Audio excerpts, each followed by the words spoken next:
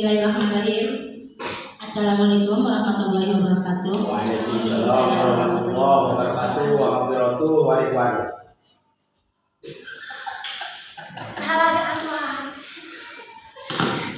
Terima kasih rekan-rekan sekalian, teman-temanku yang saya banggakan dan saya banggakan dan saya hormati. Terima kasih. Saya berdirinya di sini bukan berarti saya mampu, saya bisa, tapi ini tugas saya sebagai calon guru penggerak untuk mengibaskan materi budaya positif ini kepada rekan-rekan semuanya. Di sini sesi berbagi budaya positif. Salam dan bahagia. Salam dan bahagia di sini dicetuskan oleh Bapak kita Ki Hajar Dewantara. Salam dan bahagia itu adalah bahwa kita itu harus bahagia lahir dan batin. Di sini lahir dan batin itu dalamnya bahagia, luarnya juga bahagia. Jadi untuk di depan anak-anak, walaupun kita di rumahnya banyak masalah, tapi di depan anak-anak kita harus bahagia. Salam dan bahagia.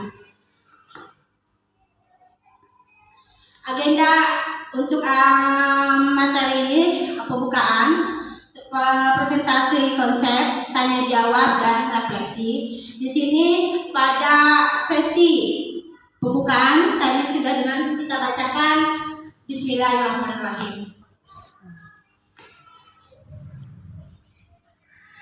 Budaya positif itu adalah nilai-nilai, keyakinan-keyakinan dan kebiasaan-kebiasaan di sekolah yang berpihak pada murid agar murid dapat berkembang menjadi pribadi yang kritis, penuh hormat dan bertanggung jawab. Budaya positif yang berdasarkan profil pelajar Pancasila. Profil pelajar Pancasila ini dicetuskan oleh Mas Menteri kita. Siapa Pak Mas Menteri kita Pak? Pak Makarim. Siapa yang tahu isi dari profil pelajar Pancasila? Profil pelajar Pancasila itu ada 6. Yang pertama apa Pak?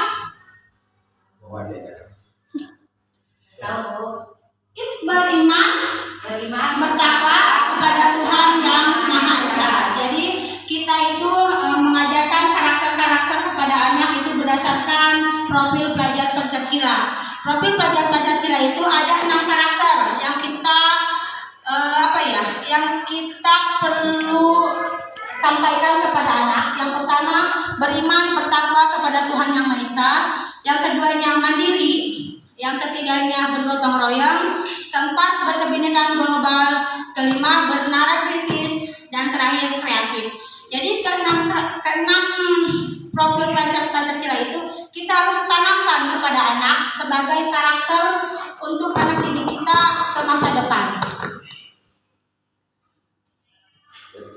Budaya positif atau ekosistem positif.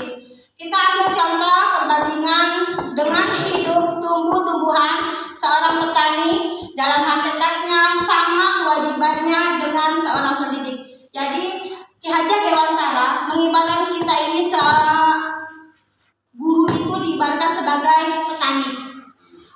Di sini yang menanamkan padi misalnya, seorang petani itu menanamkan padi hanya dapat menuntun tumbuhnya padi. Yang petani itu hanya dapat memperbaiki kondisi tanah, memelihara tanaman, memberi pupuk, air, membasmi ulat-ulat, jamur, atau mengganggu hidup tanaman itu.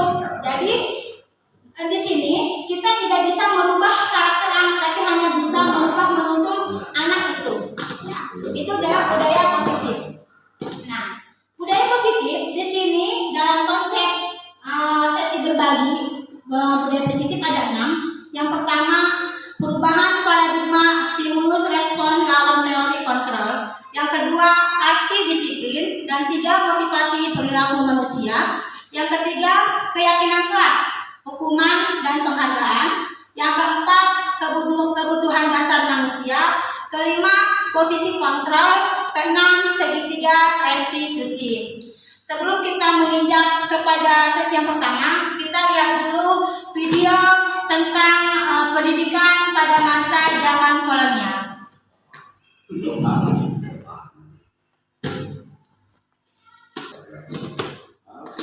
sabak kita mah zaman sabak ini kita. Kita mah cuma ayat itu mah zaman.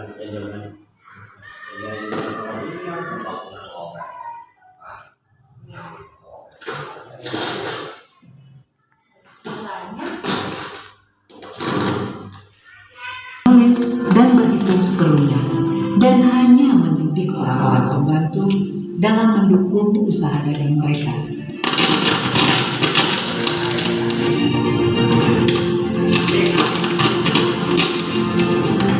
Mengapa?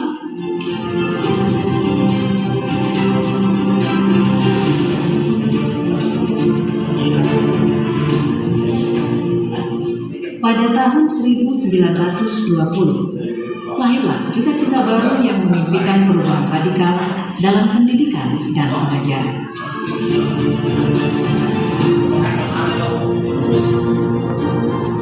Dan pada tahun 1922, lahirlah Taman Siswa di Yogyakarta sebagai sebuah gerbang emas kemerdekaan dan kebebasan kebudayaan bangsa.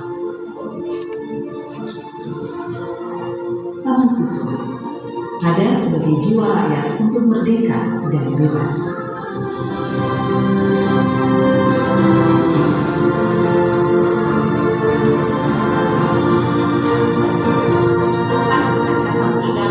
Lalu, apakah kita sudah merdeka?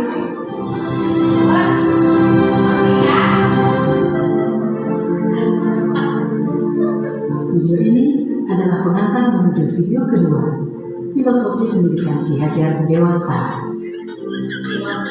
Salam dan bahagia.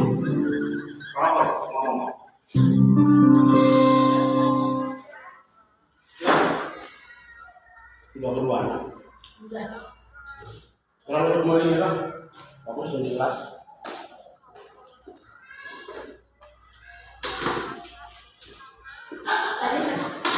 Tadi sekilas tentang video tentang Taman Siswa. Yang pertama kita akan mengacu pada perubahan paradigma. Di sini kita coba praktekkan udah coba tulis di kertas lembar, bawa pulpen. Tulis apa benda yang paling berharga punya guru. Tulis kertas kecil. Terserah. Yang paling berharga.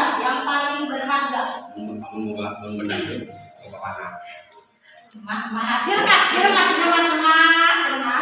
Sekarang coba sama Bu Holis dipinta apa yang ada di genggaman Budo.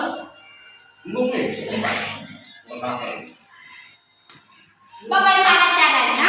Yang dipegang Budo itu genggam kencang. Itu dipinta sama Boris bagaimana caranya? Budo boleh minta yang dipegang nggak? Jangan. Iya, di juga itu benda yang paling berharga sama ibu. Paling berharga.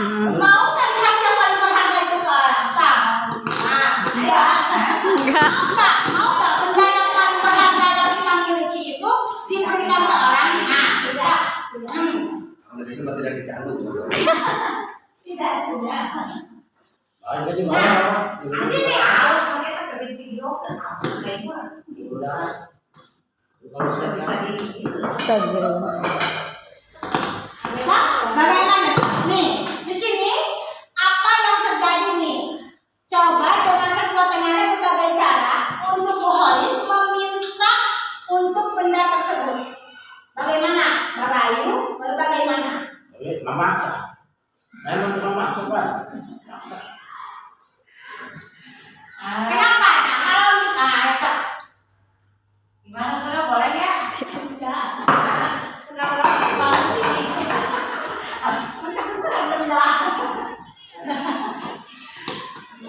nah, apa yang terjadi? Kenapa tidak diberikan? Nah, seperti itu siswa-siswa yang ada di sekolah kita ini. Makanya dalam perubahan paradigma ini, di sini anak jangan pakai kata jangan memupuk, jangan diam, jangan pakai kata diam. Kita sebagai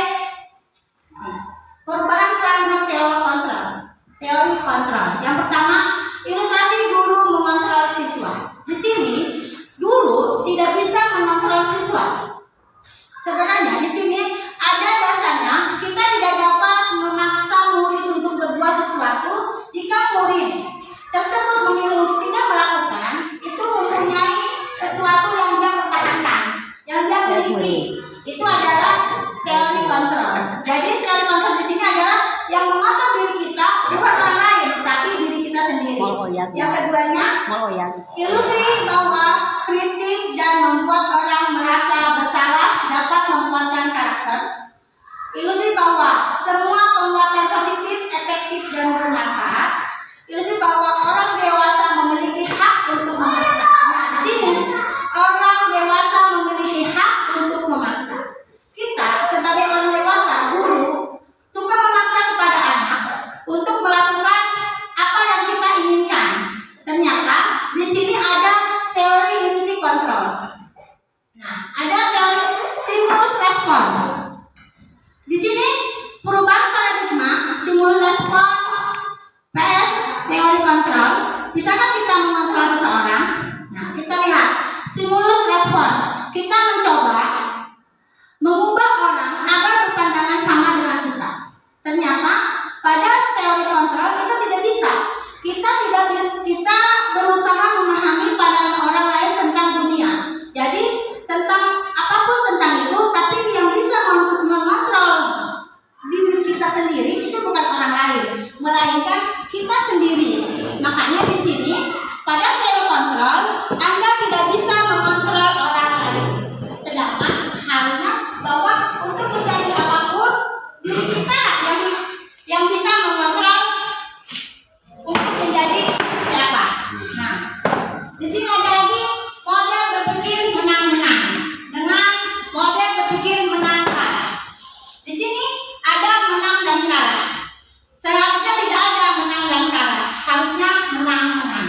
Jadi menang-menang ini nggak ada yang salah, nggak ada yang benar. Semuanya menang-menang. Itu adalah teori kontrol dan teori stimulus respon.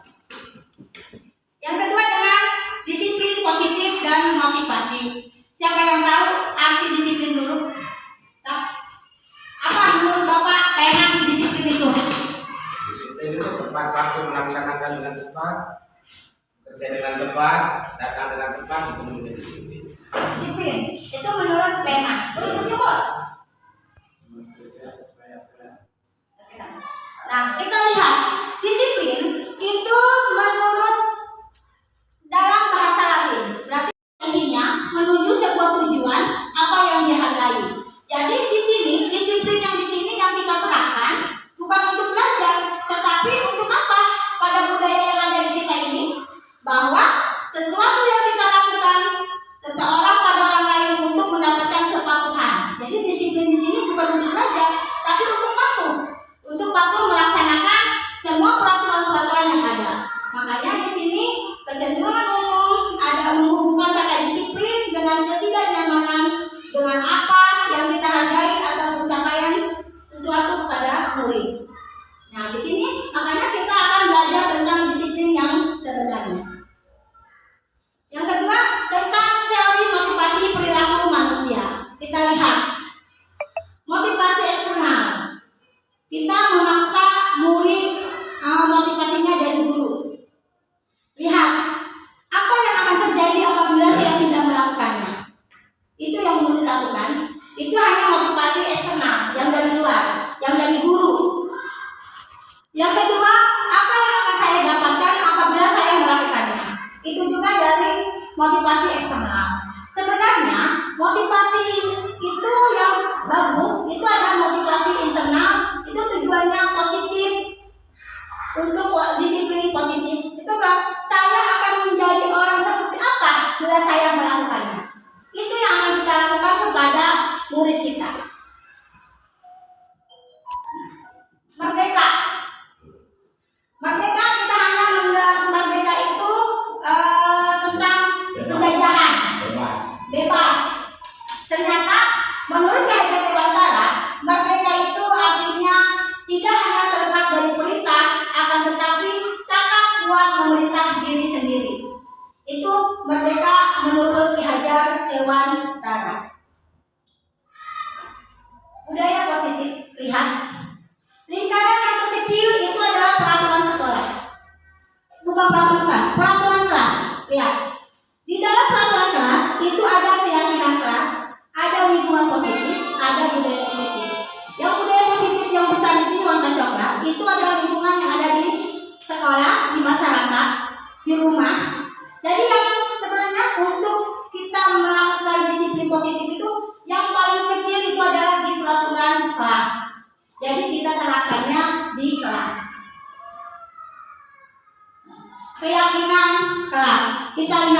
sebelum ke keyakinan kelas, kita lihat videonya dulu.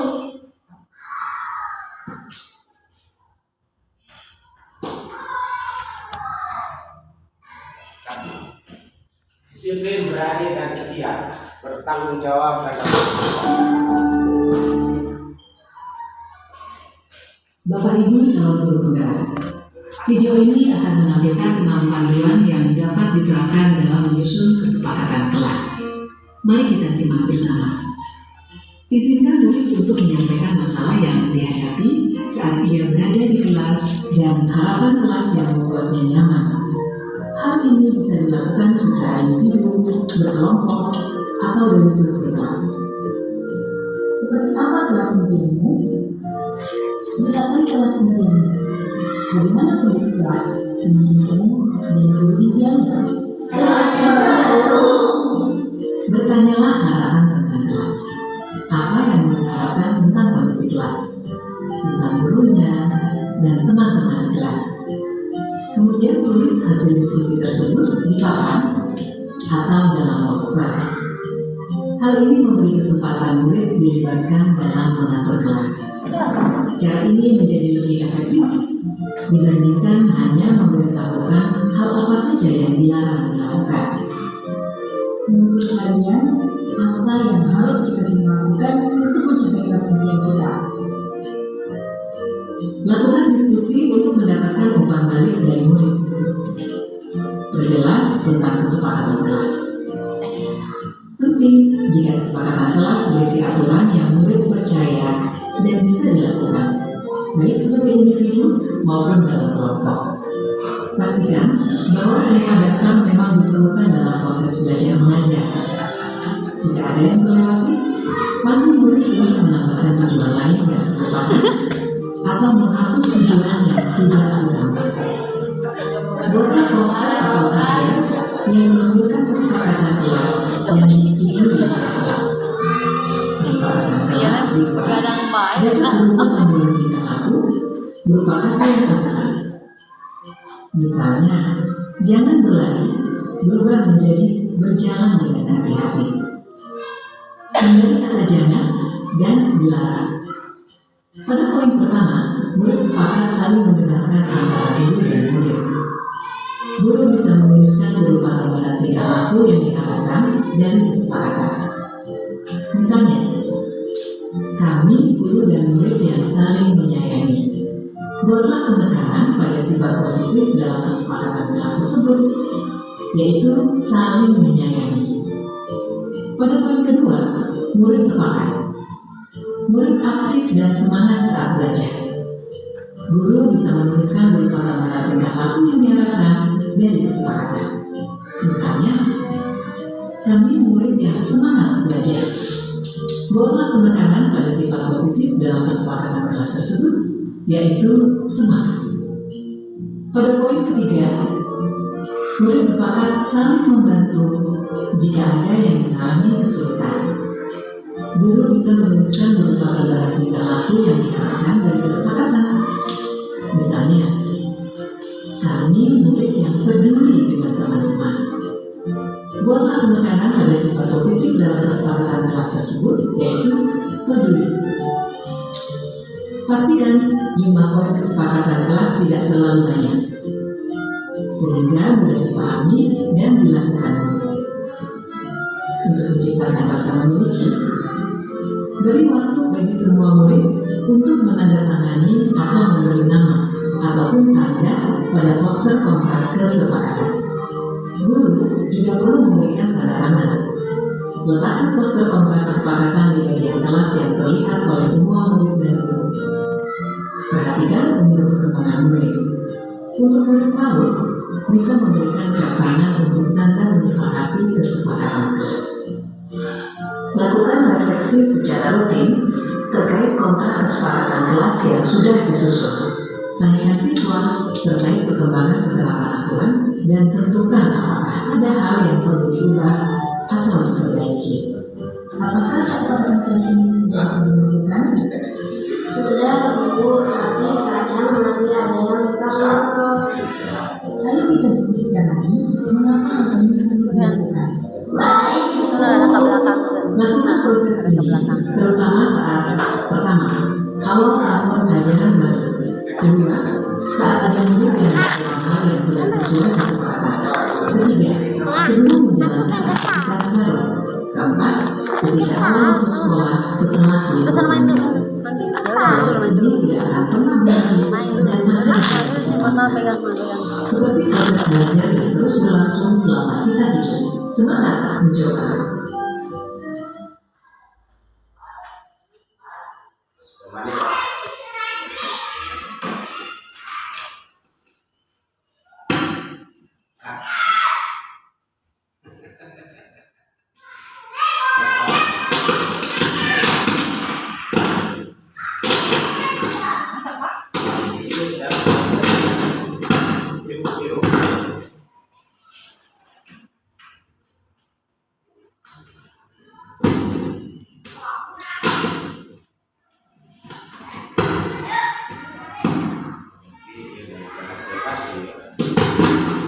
Kelas. Di sini kita akan membahas keyakinan kelas, hukuman dan penghargaan. Mengapa tidak peraturan saja? Mengapa harus keyakinan kelas? Di sini, mengapa kita memiliki peraturan harus menggunakan helm bila mengendari kendaraan bermotor? Di sini lagi ada mengapa kita memiliki peraturan 3M, menggunakan masker, mencuci tangan, dan menjaga jarak 1,5 meter. Mengapa kita memiliki peraturan harus datang tepat waktu pada saat mengikuti pelatihan? Untuk mendukung motivasi intrinsik, kembali ke nilai-nilai keyakinan-keyakinan telah menggerakkan seseorang dibandingkan mengikuti serangkaian peraturan-peraturan tadi. Di sini, kita lihat manakah yang merupakan keyakinan kelas. Kita lihat, menurut Bapak mana? A atau B?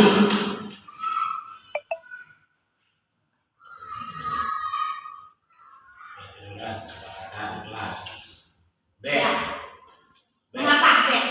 Karena setelah disepakati sama siswa, pasti siswa itu akan melaksanakan. Karena ada dasar kesepakatan nih. Ya. Di sini kesempatan kelas di sini kita buat untuk kita lihat. Peraturan selalu kembalikan buku ke tempatnya. Kita lihat keyakinan kelasnya, nilai kebajikan yang dituju. Sebenarnya kita mencari kebajikan, nilai kebajikan apa? Selalu kembalikan buku ke tempatnya. Apa? Punya rasa apa? Bahwa anak itu Mereka itu akan punya rasa tanggung jawab sendiri. ya, Itu punya rasa tanggung jawab. Dilarang mengganggu orang lain.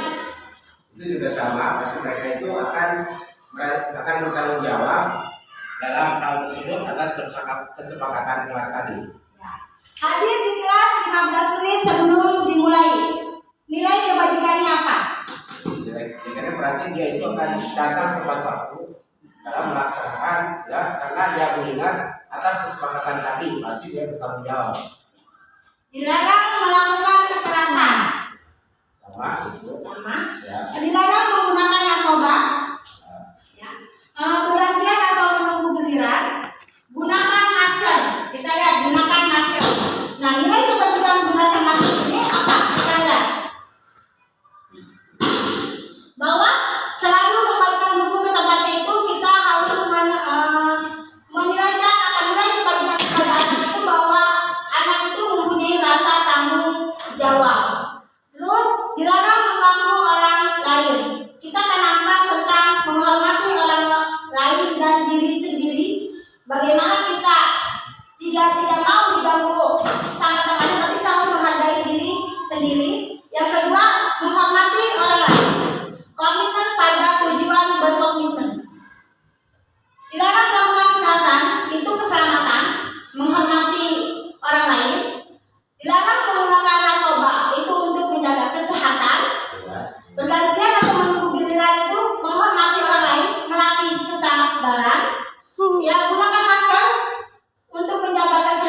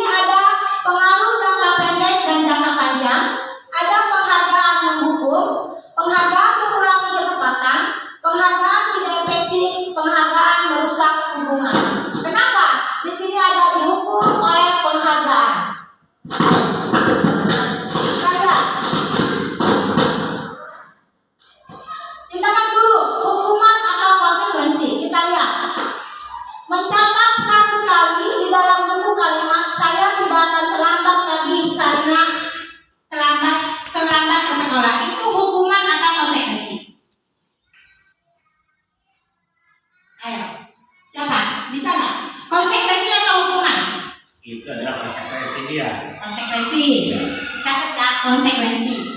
Lari mengelilingi lapangan basket 2 kali karena terlambat hadir di sekolah. Nah, hukuman itu. Hukuman.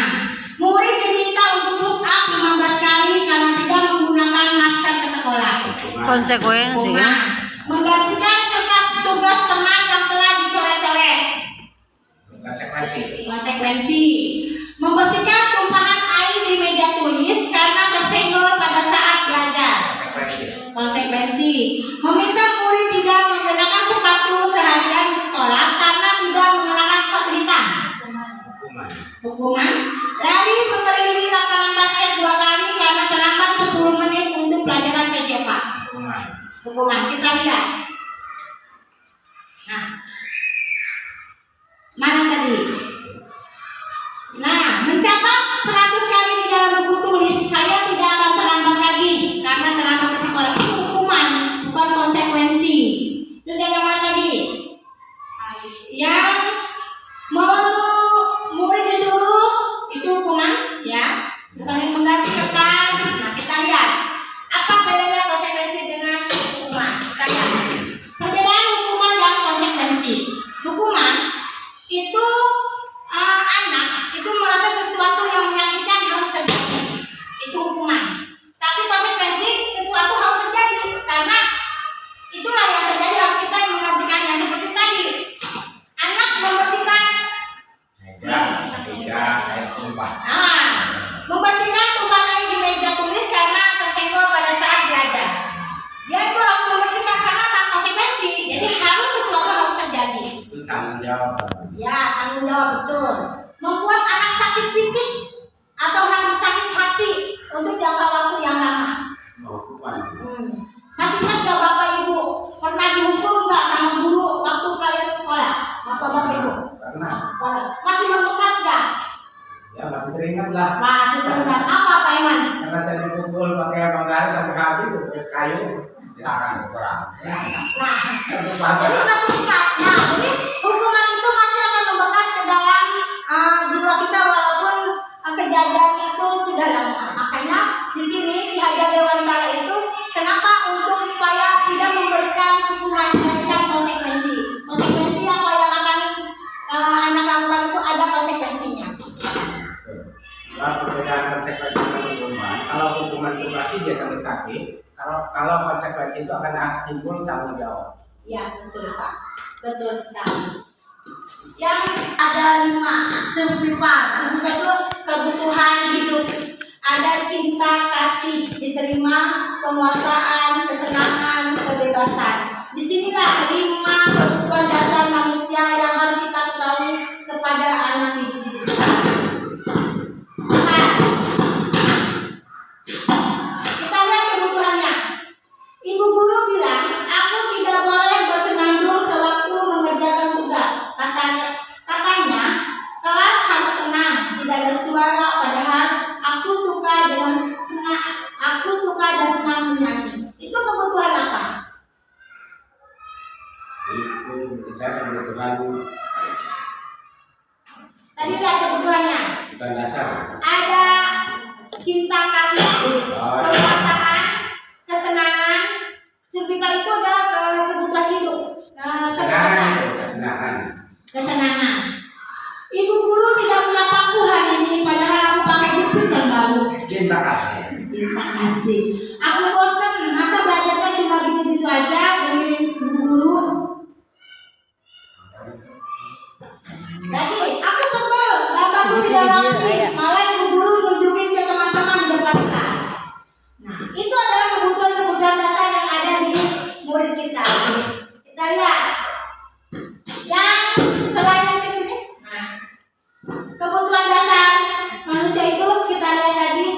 Kita ini seperti apa guru yang kita lihat? Kita ini guru seperti apa?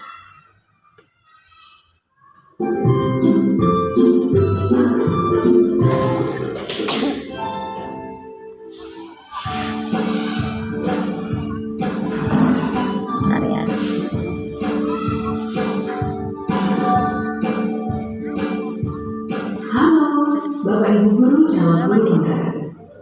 Video ini akan menampilkan 5 adegan interaksi guru dan murid. Udah matiin, Silakan matiin menonton dan merefleksikannya. si Mbak Mana.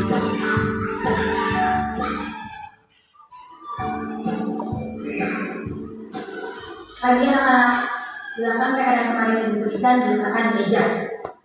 Anton, kamu sudah mengerjakan belum? Belum mengerjakan saya, Bu. Kamu selalu ya mengerjain PR. Sekarang kamu duduk di depan, lalu tulis. Saya berjanji tidak akan mengulangi lagi. Saya berjanji akan berusaha menjadi murid yang rajin belajar sampai pelajaran saya selesai.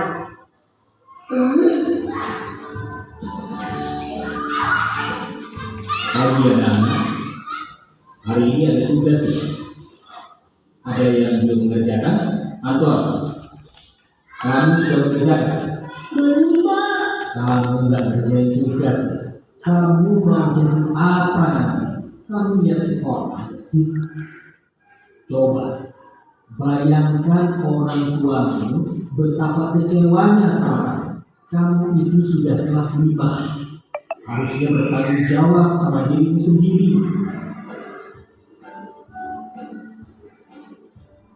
Maaf, Bu. Saya terlambat. Ya udah, nanti jangan diulangi lagi ya. Kalau kamu rajin, ibu senang lihatnya. Ya, lain kali aku ya maksudnya. Kelas dulu dong. Kita kan teman. Wah, ini kok baru pertama kali, Pak. Saya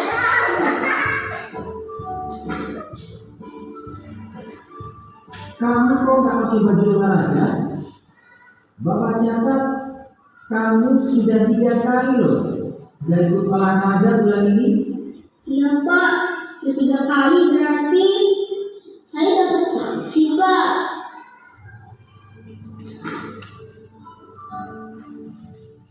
Ini, Bu, saya mengumpulkan tugas.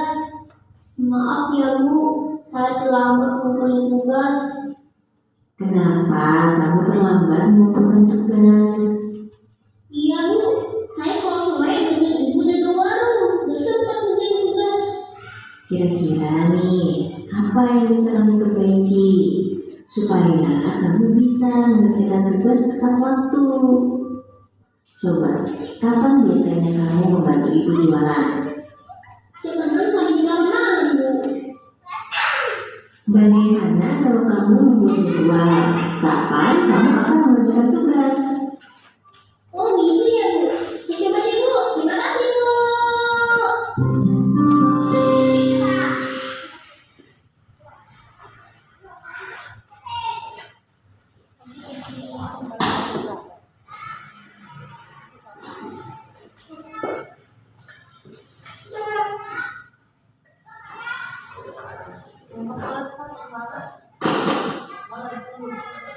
Nah, tadi video tentang posisi kontrol seorang guru. Kita lihat. Ada video A, B, C, D. Yang mana? Kita ada posisi yang mana? Pak Eman? Yang A, yang B, yang C, yang D, yang E.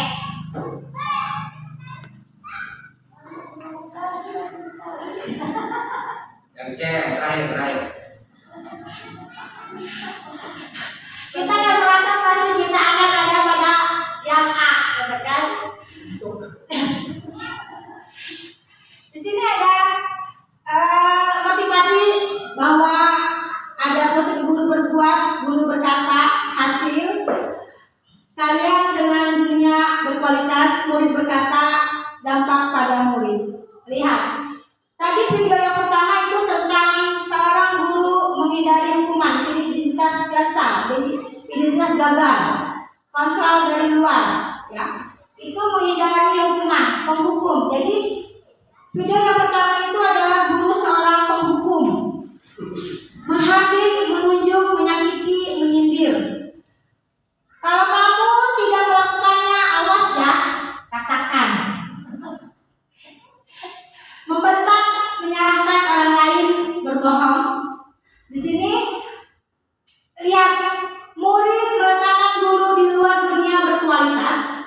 Ada lagi biar saja, nanti juga marah-marah lagi. Itu guru berkata, murid berkata. Dampaknya, berarti di sini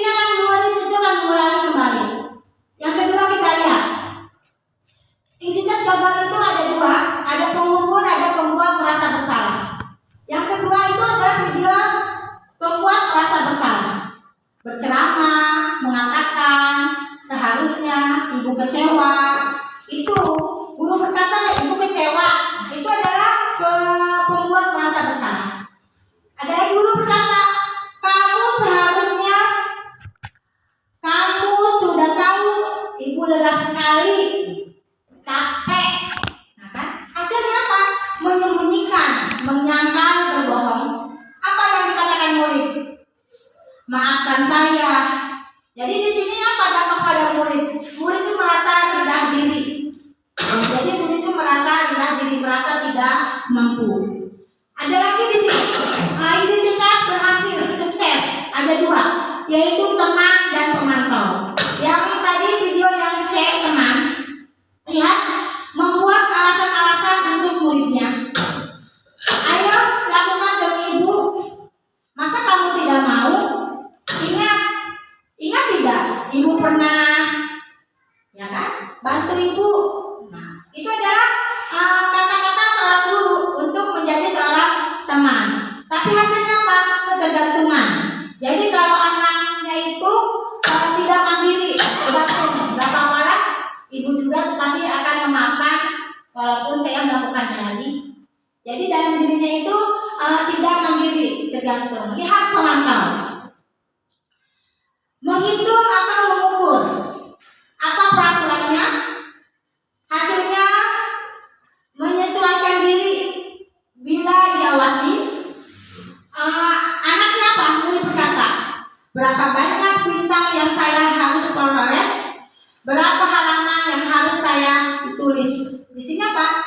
Mengibaratkan pada sanksi atau hadiah untuk dirinya. Jadi anak itu akan mendapatkan suatu sanksi atau hadiah. Tapi ada lagi yang paling bagus yang bisa mengontrol diri adalah tentang manajemen. Manajer. Apa itu manajer? Pak Eman, menurut Pak Eman.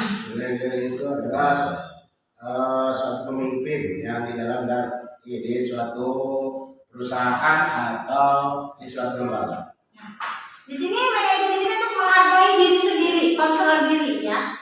Manajer di sini guru mengajukan pertanyaan-pertanyaan. Apa yang kita yakini? Apa yang bisa kau kerjakan untuk memperbaiki masalahmu? Jadi kita menanyakan kepada anak tentang keyakinan. Di sini tuh menguatkan pribadi tentang murid. Murid, bagaimana cara saya bisa memperbaiki keadaan? Jadi murid berpikir bagaimana keluarnya dari diri sendiri, dari intrinsiknya itu. Untuk apa di sini dampaknya pada murid? Untuk mengevaluasi diri, bagaimana cara memperbaiki diri. Jadi murid itu untuk punya alasan untuk memperbaiki diri. Itulah 5 kontrol posisi guru. Nah, lihat di sini kita diskusi. Di mana posisi Anda atau teman-teman rekan semuanya sebelum belajar modul disiplin positif? Bagaimana perasaan saat ini? Di mana posisinya? Dan bagaimana perasaan Anda? Salah satu saja. Maju. Saya mengatakan anak muda ya. Suruh orang muda. Hai, kalau enggak. Utara. Depan Pak, biar ke foto. Disiplin. Ya. Tadi yang kelima itu kan ada 5 kontrol posisi. Nah, di mana posisi Bapak sebelum belajar modul disiplin positif? Yang tadi saya jelaskan itu ada di posisi mana? Ada penghukum, ada pembuat merasa bersalah, ada sebagai teman, ada sebagai pemantau atau manajer. Saya berada di posisi sebagai teman pada waktu itu. Nah, siswa itu supaya lebih dekat dengan guru, maka siswa jadikanlah sebagai teman, supaya lebih akrab, dan guru supaya mengetahui karakter dasar siswa ya yang harus kita olah. Kemudian kalau kita sudah mengetahui karakter siswa yang dimiliki oleh siswa, baru kita bisa memanage suatu kelas. Itulah pendapat saya. Assalamualaikum warahmatullahi wabarakatuh. Tepuk tangan ya. Terima kasih. Jadi kita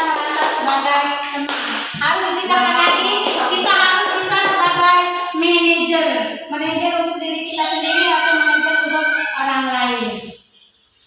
Nah, di sini nada suara ada disampaikan dari sebuah pesan itu kata-kata. Kalau kita hanya berbuat kata-kata hanya 10% yang didengar oleh anak.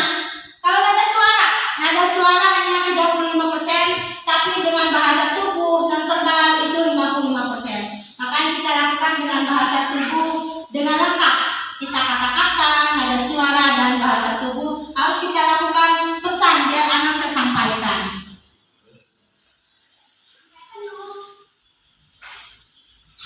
Di sini ada terakhir apa itu restitusi. Di sini ada restitusi.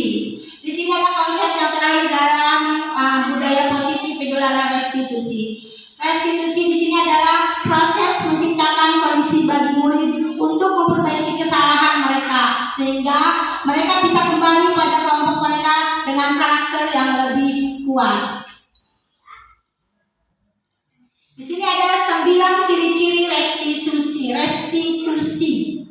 Yang pertama, bukan untuk menebus kesalahan, namun untuk belajar dari kesalahan. Di sini bukan kita mencari kesalahan-kesalahan anak, tapi untuk belajar dari kesalahan. Apa yang mereka lakukan, kita perbaiki untuk belajarnya. Yang kedua, memperbaiki hubungan. Yang ketiga, tawaran, bukan paksaan. Yang keempat, restitusi menuntun untuk melihat ke dalam diri. Kelima, restitusi mencari kebutuhan dasar yang dapat mendasari tindakan. Yang ketujuh, restitusi fokus pada karakter, bukan tindakan. Restitusi fokus pada solusi. Restitusi mengembalikan murid yang berbuat salah pada kelompoknya. Jadi di sini restitusi itu untuk memperbaiki kesalahan. Lihat, segitiga restitusi. Di sini segitiga restitusi itu yang pertama validasi tindakan yang salah. Yang keduanya menstabilkan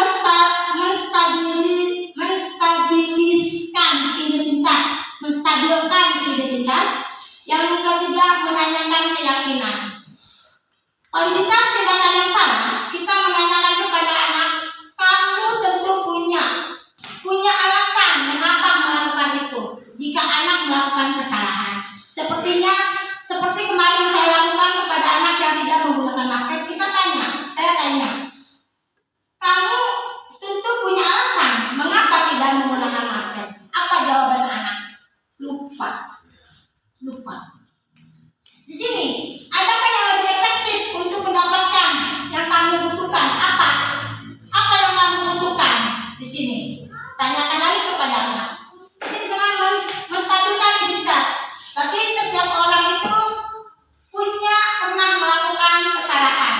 Jadi kita buat lagi penguatan kepada anak bahwa kamu bukan satu-satunya yang pernah melakukan itu. Jadi anak itu jangan dibuat merasa bersalah, tapi tunjukkan bahwa di sini menstabilkan identitas bahwa kamu bukan satu-satunya yang pernah melakukan kesalahan tidak menggunakan masker. Nah, seperti itu. Yang terakhir, menanyakan keyakinan. Lihat, nilai-nilai apa yang telah kita sepakati. Kita sepakati bahwa tidak menggunakan masker itu kita sepakati pada nilai keselamatan. Berarti kita harus bisa menjelaskan lagi tentang nilai kesepakatan apa yang kita tadi sendiri pada kesempatan di kelas tadi, keselamatan. Nah, yang terakhir kita tanyakan kepada anak, kamu ingin menjadi orang seperti apa? Anak masih bingung, belum bisa. Jadi harus kita meyakini bahwa kamu itu harus ingin menjadi orang seperti apa. Itu adalah segitiga restitusi. Nah, di sini untuk membuat orang merasa bersalah, gagal, itu karena berbuat salah menjadi positif terhadap dirinya. Di sini guru berkata, berbuat salah itu hal yang manusiawi. Tidak ada manusia yang sempurna. Ibu, bapak juga pernah berbuat salah. Kita pasti bisa menyelesaikan masalah ini. Bapak atau ibu tidak tertarik untuk mencari tahu siapa yang benar, siapa yang salah, siapa yang lebih tertarik untuk menyelesaikan masalah ini. Terus kamu menjalankan dirimu sendiri terus-menerus, apa kamu bersikap baik pada dirimu.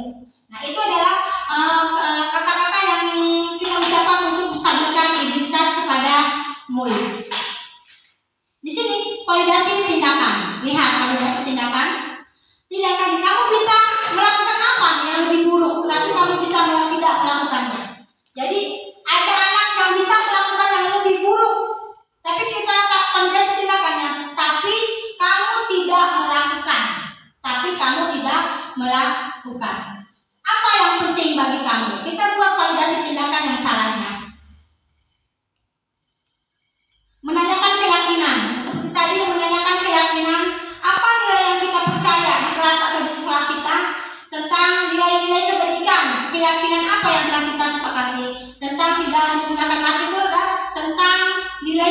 dan keselamatan.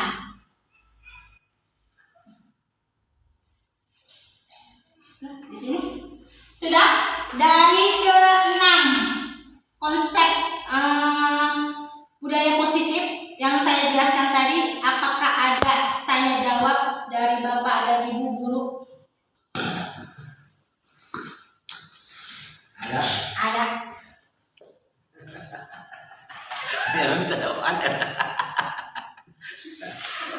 Mangkok Jadi untuk mendorong siswa, ya, mendorong siswa ke arah yang lebih baik atau untuk mengetahui tujuan dia itu kan belum bisa kita dorong begitu saja tanpa kita arahkan. Nah, bagaimana itu caranya?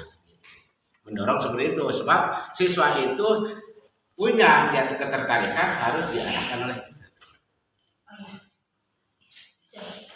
Betul, bahwa makanya kita buat kesepakatan kelas dulu. Di dalam kesepakatan kelas itu kita tanyakan hal-hal apa yang anak-anak itu inginkan. Disinilah kita butuh kesepakatan di dalam kelas. Kita buat dulu kesepakatan apa. Seperti saya di kelas 1 misalkan, kita buat kesepakatan apa. Yang pernah saya lakukan, misalkan anak suruh berbaris atau mencuci tangan sebelum masuk ke kelas. Itu adalah hal-hal yang harus kita pahami kepada anak, bahwa kita tanyakan dulu kepada anak apa yang anak inginkan, supaya kita tahu guru itu harus seperti apa yang untuk kedepannya kita lakukan. Ya, ada lagi? Next. Nah, di sini refleksi. Di sini hal baru yang mengubah paradigma saya yang saya dapatkan di sini. Apa yang kita dapatkan dari mengubah paradigmanya ini, bahwa kita mengetahui bahwa kita itu seorang guru harus mempunyai rasa apa ya, teori kontrol yang begitu mawas diri ya, apa namanya, untuk mengontrol diri sendiri, bahwa kita tidak bisa mengontrol orang lain. Ternyata itu adalah untuk mengontrol diri sendiri. Bagaimana supaya kita melakukan yang lebih baik lagi, yang kita lakukan yang dari diri kita sendiri, bukan dari orang lain. Jadi kita jangan motivasi kita seperti apa yang saya lakukan di sini, pengibasan tentang budaya positif. Saya tidak ingin hanya motivasi ekstrisitnya, saya mengajak kepada teman-teman untuk mengubah paradigma baru ini, berubah menjadi budaya positif yang ada di sekolah Kopo 2 ini. Melainkan dari diri sendiri, kita mulai dari dalam diri kita sendiri untuk mengubahnya. Tidak bisa dorongan dari luar, tidak bisa untuk kita mengajak. Kalau kita hanya bisa mendorong tapi dalam dirinya tidak ada rasa untuk berubah, itu susah. Makanya posisi kontrol itulah yang paling tinggi, mulai dari diri kita sendiri. Jadi untuk kontrol diri itu sebenarnya kita harus melihat kesalahan yang di belakang, baru kita bisa memperbaiki diri kita ke depan. Oh iya, betul. Kontrol itu adalah refleksi diri kita, untuk melakukan hal-hal yang lebih inovatif, kreatif, mandiri untuk kemajuan pendidikan yang ada di sekolah kita ini. Jangan kita mencari kesalahan-kesalahan orang, kita cari kembali lagi kepada diri kita sendiri. Apa yang kita lakukan untuk kemajuan yang ada di kelas kita aja. Jangan berpikir untuk kemajuan yang lebih besar, tapi kita menggunakan kesempatan kelas ini di dalam kelas dulu, di lingkungan yang paling kecil, yaitu lingkungan kelas.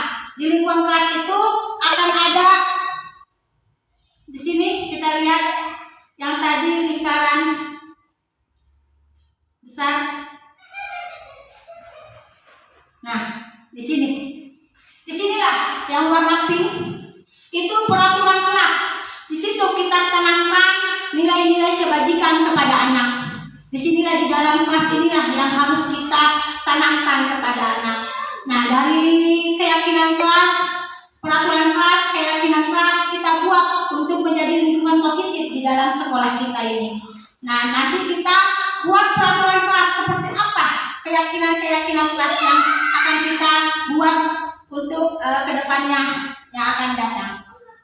Terima kasih kepada rekan-rekan guru semua atas waktunya, atas masukan-masukannya untuk saya ke depan sebagai calon guru penggerak. Di sini saya sebagai pengimbas untuk mengibaskan ilmu tentang konsep budaya positif, perlu masukan-masukan, kritikan-kritikan harus seperti apa saya ke depannya. Nanti perbaikan-perbaikan apa, aksi nyata apa yang harus saya terapkan di sekolah untuk kemajuan kita semua. Hidup Indonesia merdeka, salam bahagia. Assalamualaikum warahmatullahi wabarakatuh.